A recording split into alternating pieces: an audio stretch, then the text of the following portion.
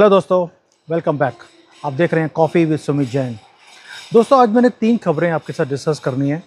2 बहुत ही अच्छी हैं और एक बहुत ही दर्दनाक, पेनफुल है, जो भारत से नहीं आनी चाहिए, लेकिन मैं आपके साथ डिस्कस करना चाहता हूँ बिकॉज़ ये जो हमारी वीमेन हैं हमारे देश की, उनकी सेफ्टी के ऊपर ये एक निशानियाँ है जो मैं डिस्कस करूँगा।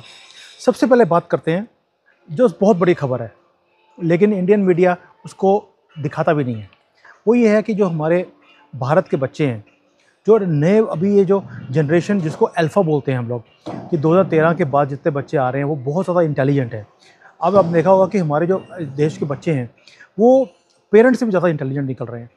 अभी एक न्यूज़ आई कि आंध्र प्रदेश में एक बच्चा है 6 महीने का, उसको वर्ल्ड रिकॉर्ड मिला है, मतलब कि एक अवार्ड मिला है उसको, क्योंकि he is one of the most intelligent child.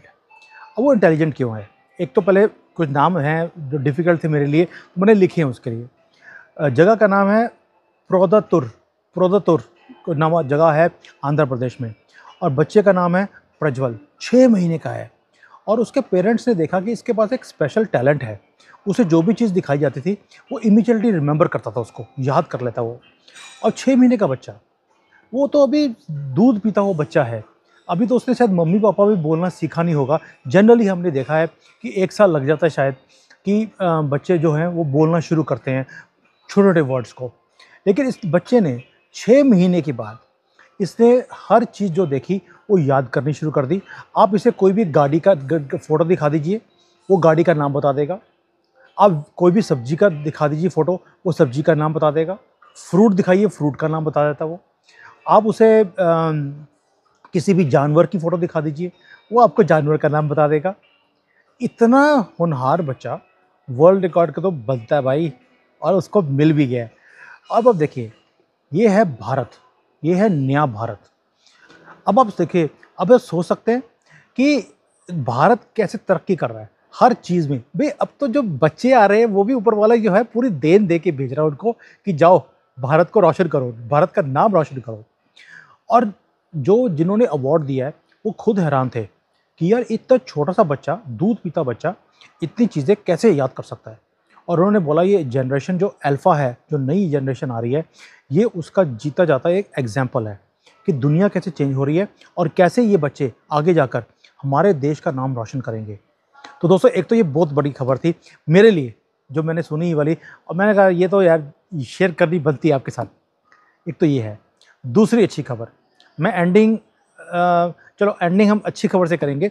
दूसरी जो दर्दनाक खबर है वो है कि हमारा जो पार्लियामेंट है उसके अंदर एक डाटा दिया गया कि हमारे पिछले 4 या 5 साल में 13 लाख से ज़्यादा लड़कियां वो मिसिंग हैं, गायब हो गई, उनका अता पता भी नहीं है।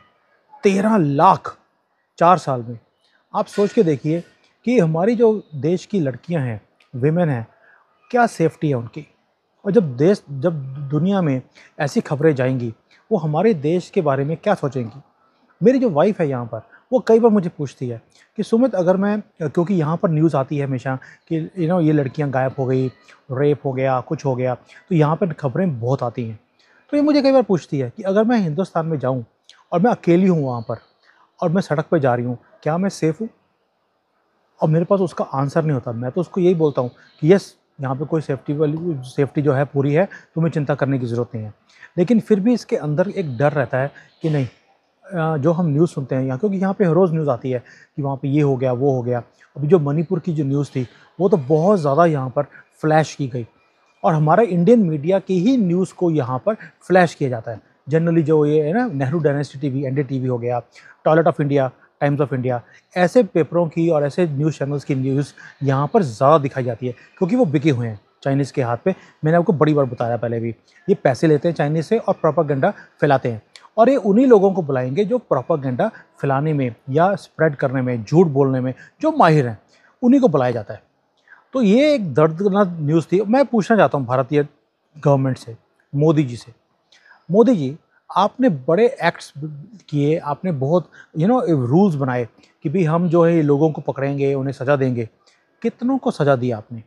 13 लाख लड़कियां, विमेन हमारे देश में पिछले 4 से 5 साल में आपके शासन में वो मिसिंग हैं। उन बच्चों का क्या कसूर है? उन पेरेंट्स के ऊपर देखिए जिनके ऊपर क्या बीतती होगी, और ये कौन सी कम्युनिटी को बिलोंग करती हैं, ये हमें बताने की ज़रूरत नहीं है आपको। ये हमारी कम्युनिटी है जिसकी लड़कियां गायब होती हैं। आपने कभी सुना है क्रिश्चियन है या मुसलमान की लड़की कभी गायब होगी हो? हिम्मत ही नहीं है, कोई कर ही नहीं सकता, क्योंकि पूरा मीडिया भर जाएगा। क्योंकि ये हिंदुओं की लड़कियां थी इसलिए कोई बोला भी नहीं। मीडिया को तो दिखाने की ज़रूरत है, बिके हुए लोग हैं। आप आप तो हिंदुओं के हम आपको पिताजी की तरह देखते हैं, as a senior leader of our community. आपने क्या किया? और आपके राज में ये लड़कियां ज़्यादा गायब होनी शुरू हो गई हैं। What have you done for it? आपने ये एक रूल बना दिया कि जी 12 साल से कम लड़की का अगर रेप होगा तो उसे हम उस बंदे को जिसने ये काम किया है उसको हम फांसी की सज़ा देंगे। Why 12 years only?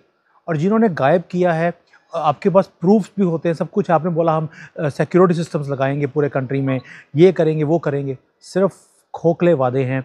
ये ऐसी दर्दनाक चीज़ है, आप सोच के देखिए कि इसके ऊपर कंट्रोल ही नहीं है और ये बढ़ता जा रहा है। और ये चीज़ जो है आपको भी मालूम है वो क्या करने की कोशिश कर रहे हैं। ये गज़वा हिंद जो इनके दिमाग में मदरसों में पागलपन का रस, मैडनेस का रस जो पिलाया जाता है इनको, उस चक्कर में ये सारे काम होते हैं। उनका कन्वर्जन है, उनका जो ये ना ह्यूमन ट्रैफिकिंग है, ये सारे काम हो रहे हैं और इसके ऊपर रोक ही नहीं लग रहा। और मैक्सिमम काम कहाँ पे हो रहा है? वेस्ट बंगाल में, केरला में, नॉर्थ ईस्ट में। मध्य प्रदेश नंबर 1 है, वहाँ पे तो आपकी खुद की सरकार है, उसके बाद भी इतनी अबडक्शंस, ये तो बर्दाश्त के बाहर है। Modi ji, this for this, जहाँ पे आप अच्छे काम कर रहे हो हम आपकी प्रशंसा करने के लिए राजी हैं, लेकिन जहाँ पर आप गलत हो, जहाँ पे आप फेल हो गए, आप मीन्स आपकी लोकल गवर्नमेंट्स जहाँ पर फेल हो रही हैं, वहाँ पे आपकी निंदा करना भी हमारा हक है। और ये मैं अटेंशन आपकी तरफ पहुँचाना चाहूँगा कि इसके ऊपर जल्दी काम किया जाए। अगर हम चाहते हैं कि अति शीघ्र इंडिया का नाम भारत में कन्वर्ट किया जाए, तो अति शीघ्र ये काम भी कि हमारी जो लड़कियां हैं यहाँ पर, जो हमारी माताएं हैं, बहनें हैं, वो भी सेफ फील करें भारत के अंदर। ये अब आपको काम करना पड़ेगा। वो कैसे करोगे ये आपके ऊपर है। अब दोस्तों, तीसरी खबर जो अच्छी खबर है, क्योंकि मैं कभी भी नेगेटिविटी से ना मुझे शुरू करना आता है और ना ही मैं एंडिंग कभी भी नेगेटिविटी से कर सकता हूँ, बिकॉज मैं नेगेटिव बंदा ही नहीं हूँ। आखिरी चीज़ है कश्मीर से। दोस्तों, तो गुड न्यूज़ इज़ कि 370 ख़त्म हो गया। ये तो आपको मालूम है, 35 से ख़त्म हो गया। उसके बाद जो ये चोर थे वहाँ बैठे हुए, जो कांग्रेस के साथ मिलकर इन्होंने लूटा। उन्होंने बोला तुम भी चुप रहो, हम भी चुप रहते हैं, तुम भी लूटो दिल्ली में, हम यहाँ पे कश्मीर को लूटते हैं। आप बस हमें हर एक साल 10-15 हज़ार करोड़ रुपए दे दिए करो और हम कुछ नहीं बोलेंगे। आप सोच के देखिए, जब से वो ख़त्म हुआ है उससे क्या कुछ ख़त्म हो गया। 370 ख़त्म हुआ, जितनी वहाँ पर पत्थरबाजी थी वो ख़त्म हो गई, टूरिज़्म बढ़ गया, और जो इन्फिल्ट्रेशन था, मतलब कि जो पाकिस्तान ट्रेन करके लोग यहाँ पे भेजते थे, वो 2023 में ज़ीरो है। एक भी इन्फिल्ट्रेशन वहाँ से नहीं हुई। जो वहाँ से आने की कोशिश कर रहे थे उन्हें हमने 72 हुरों के पास भेज दिया। अब उन्होंने टेस्ट किया है, अब उन्होंने नेपाल की तरफ से भेजना शुरू कर दिया। अभी वो आई हुई है एक सीमा हैदर, 4 जिहादियों को लेकर आई वहाँ से, वो अब नेपाल के थ्रू आते हैं, क्योंकि कश्मीर का हमने पूरा जो रास्ता था वो टाइट कर दिया। ये क्यों हुआ है? बिकॉज 370 ख़त्म होने के बाद जैसे ही ये कंट्रोल सेंट्रल गवर्नमेंट के पास आया, उन्होंने सख्ती से काम लिया and they have taken decisions which are useful for the local people. अब दूसरी खबर, आपने देखा कि वहाँ पर मुहर्रम का जो प्रोसेशन था 34-35 साल के बाद पहली बार वहाँ पे दोबारा किया गया। वो भी किससे? बीजेपी सरकार होते हुए मुहर्रम का प्रोसेशन वहाँ पे पीसफुली हुआ है। भारत में कहीं भी मुहर्रम का जब भी ये इनका जुलूस निकलता है, जो भी करते हैं, मुझे पता नहीं क्या करते हैं ये लोग, लेकिन उसमें पत्थरबाजी होती है। Kashmir was the only place जहाँ पे ना तो पत्थर चले, पीसफुली मुहर्रम का वो प्रोसेशन किया जो शिया कम्युनिटी है। और उसमें जो हमारे एलजी हैं वहाँ पर, सिन्हा साहब, वो भी शामिल हुए उसके अंदर। पीसफुल, मैं बार बार बोल रहा हूँ, दिल्ली में भी वो पीसफुल नहीं कर पाए, क्योंकि वहाँ पे कंजरवाल बैठा हुआ है, तो वो कभी भी कोई भी चीज़ पीसफुल होने भी देता नहीं है, वो भी भड़काते हैं हर चीज़ को। लेकिन दिल्ली पुलिस ने, क्योंकि वो सेंट्रल गवर्नमेंट के अंडर है, उसे मार मार के भरता बना दिया। और यही हाल इनके साथ होना चाहिए, लेकिन कश्मीर में पीसफुल था। दोस्तों, जब हमारी सरकार स्ट्रॉन्ग स्टेप्स लेना शुरू करेगी, ऐसे जैसे मैंने बोल रहा हूँ कि लड़कियाँ एबडक्ट होती हैं, लेकिन कोई आवाज़ भी उठाता नहीं है। क्यों? क्योंकि हिंदुओं की लड़की हैं, ना तो मीडिया उसको हटाता है, उसको पिकअप करता है, और ना ही गवर्नमेंट्स पिकअप करती हैं। लेकिन अगर एक भी मुसलमान की लड़की कहीं भी एब्डक्ट हो जाए तो आप देखिए हल्ला हो जाता है। मणिपुर में जो ये इतना हल्ला पूरे दुनिया में हो रहा है क्योंकि एक क्रिश्चियन लड़की है, 2 क्रिश्चियन लड़कियों को के साथ गलत हुआ, जो हुआ गलत हुआ, मैं मानता हूँ। लेकिन उससे पहले 2 महीना हिंदुओं की लड़कियों के साथ यही कुछ हो रहा था, लेकिन किसी ने आवाज़ नहीं उठाई। जब हिंदुओं ने अपनी आवाज़ उठाई और उन्होंने उनको उसी भाषा में जवाब देना शुरू किया, बेशक वो गलत है, लेकिन उन्होंने रिटेलिएट किया बिकॉज उनके साथ पहले ये हो रहा था। तो मोदी जी ने भी इसका आंसर दिया कि मैं इसकी निंदा करता हूँ। पहले 2 महीने आपने निंदा क्यों नहीं करी जब हिंदुओं के साथ ये कुछ हो रहा था? और यह जो वन साइडेड नैरेटिव है, जो मीडिया भी उठाता है और आपने भी उठाना शुरू कर दिया मोदी जी, मुझे इसी बात से तकलीफ है आपके साथ कि how can you play the same game. अगर उन्होंने विक्टिम कार्ड खेलने की उनको आदत है, आपने भी उनका साथ देना शुरू कर दिया। What about us? हम हिंदू जो इस देश में, इस भारत की धरती से जुड़े हुए हैं, इस धरती को अपना मानते हैं, वो तो अपना मानते भी नहीं है। वो तो कहते हैं हमने इस देश के ऊपर फतेह करनी है। अगर ये आपका देश है तो फिर आप फतेह करने की इसके ऊपर बात कैसे कर सकते हो? अपने ही देश के ऊपर फतेह कौन करता है? जो इस देश में नहीं रहता, जो इस देश को अपना नहीं मानता, वही बातें करेगा कि हमने इसके ऊपर फतेह करनी है। दैट मीन्स वो आउटसाइडर्स हैं। हम तो इस देश के लोग हैं, आप हमारा भी साथ नहीं दोगे तो हम आपका साथ कैसे देंगे फिर? और इसलिए आपका वोट बैंक कम होता जा रहा है। हिंदू भी आपसे दूर होता जा रहा है। उन्हें लगता है कि आपने भी दूसरों के साथ हाथ जोड़ लिया। तो मोदी जी, मेरी आपसे गुजारिश है कि जो ये एजेंडाज हैं इन लोगों के, इसको छोड़कर आप प्लीज़ हमारे लिए काम कीजिए। आप हिंदू राष्ट्र के एक जिसको बोलते हैं आप फादर फिगर हो, आप प्लीज़ वो रोल करिए। ठीक है, आपको सबका साथ, सबका विकास चाहिए, आपको हिंदुओं का साथ नहीं चाहिए क्या? क्या आप हिंदुओं की आवाज़ नहीं उठाओगे? क्या आप उनकी आवाज़ उठाओगे और हमारे बारे में आप सोचना ही बंद कर दिया आपने?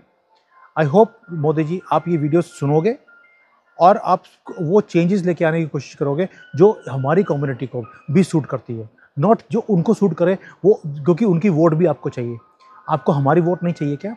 2024 में क्या आपने ऑलरेडी हार मान ली है, या आपने बोल दिया कि सबका साथ होगा तभी मैं जीत सकता हूँ क्योंकि आपने कर्नाटका में आपको वोट नहीं मिला है मुसलमान का, तो आप कर्नाटका हार गए, तो आपको लगता है कि मुझे मुसलमानों को, क्रिश्चियंस को भी साथ में जोड़ना चाहिए। उस चक्कर में आप एक बहुत बड़ी गलती कर रहे हो। आप अपना ही वोट बैंक लूज़ करते जा रहे हो क्योंकि अब हिंदू आपसे थोड़ा सा दूर होता जा रहा है। मैं लोकल लोगों से बात करना शुरू किया मैंने, and everybody has that complaint कि आप अपने एजेंडा से ही दूर हो गए, कि आपने अपने वोट बैंक को इकट्ठा करके रखा हुआ था, लेकिन आप थोड़ा थोड़ा वो स्लिप होता जा रहा है।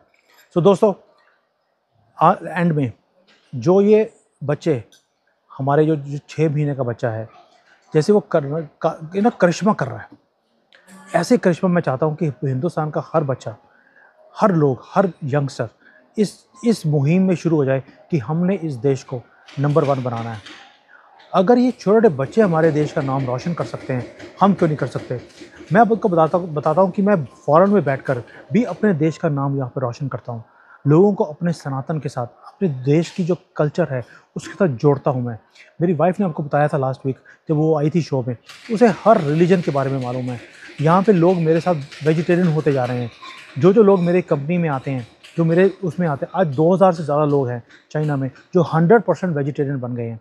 वो कहते हैं कि नहीं, हमें भी पीसफुल बनना है। आप इतने मुश्किल चीज़ें करते हो यहाँ पर, कंपनीज़ को अपग्रेड करते हो, and you remain so peaceful. तो मैं बोलता हूँ बिकॉज मैं एक वेजिटेरियन हूँ और इसके साथ आपके जो अंदर एक वो सॉफ्टनेस आती है और आपका माइंड पीसफुल रहता है। तो इन्होंने भी मुझे फॉलो करना शुरू किया और भी हमारा ग्रुप है, 2000 से ज़्यादा लोग उसमें जुड़ गए हैं जो 100% वेजिटेरियन है। इसको बोलते हैं कि एक ऐसी इम्पॉसिबल कंट्री में रहकर भी आप अपना धर्म आप अपना भी सकते हो और दूसरों को भी आप सिखा सकते हो। अब मैंने कर्मा कॉफ़ी जो मैंने यहाँ पे शुरू की, मैंने उसके बारे में बताया।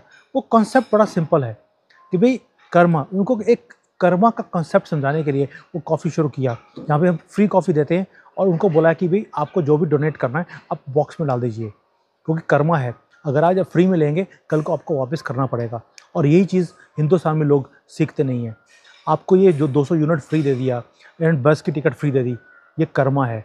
आपने उस चक्कर में अपनी वोट बेच दी, ये चीज़ आपको कल को पे करनी पड़ेगी। और पे कैसे करते हो? आपकी ज़िंदगी बेहतर की बजाय बदतर होती जा रही है। पंजाब का हाल देखिए, उन्होंने बिल्कुल उसको बेच दिया पंजाब को। कहाँ पे नंबर 1 स्टेट होता था, कहाँ पे आज सबसे बॉटम में पंजाब का नाम आता है, क्योंकि ऐसे चोरों चक्कों ने वहाँ पर राज करना शुरू कर दिया। सो दोस्तों, कर्मों को समझिए, अपने सनातन को समझिए। मोदी जी, आप भी वो सनातन को भूलते जा रहे हैं, please come back. Thank you दोस्तों, जय हिंद।